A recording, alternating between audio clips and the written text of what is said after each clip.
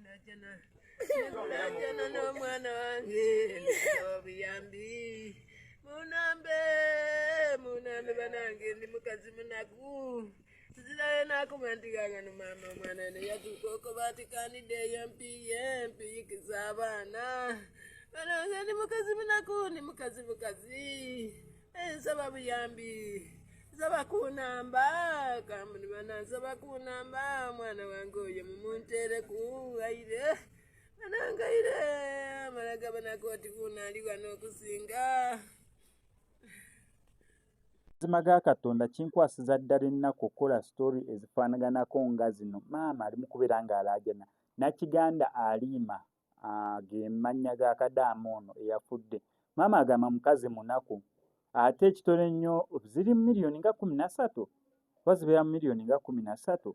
Nasemba okulaba omulambo gwani gwe baali bakomyawo naye yali Kadaama nga bagamba basonze miliyoni nga 13 osobola okubeera nga bakomyawo omulambo gwe. Wenzijukiranga ssente zaali nnyingimu. Kati Kadaama agenza okubeera ng'akuba ekyeyo alabirire maama we afune emitwalo 60 afune emitwalo 80 kinene nnyo Kadaama tebafunanga kakadde kamu emitwalo 2 ne mostly bafuna between emitwalo 7 ku 9 awo abasinga. Tamazeeyo na myaka 2 mbwoba amazeeyo emyaka 2 ssente ezigenda okukomyawo omulambo maama agenda zijja. Maama ali mu kubeera ng'alaajana olwa mwana we.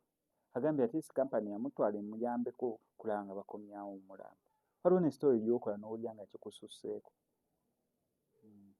Olabira ddala omuntu ali mu bulumi obusembayo nga talina na kiri exactly ekyakola. Edda omwana we afudde ezikomyawo omulambo teziriiwo. Wano ku SMX Media tamana ne banafu abalegi Trotso yali oli muyimbi ayagala kukolera music video, oli muyimbi ayagala kukolera visualizer, oli muyimbi ayagala ku recordinga luyimba mu studio. Mwaba masomero balina special offer yammwe bakubireko ku ennamba y'essimu ebisigadde obibalekere.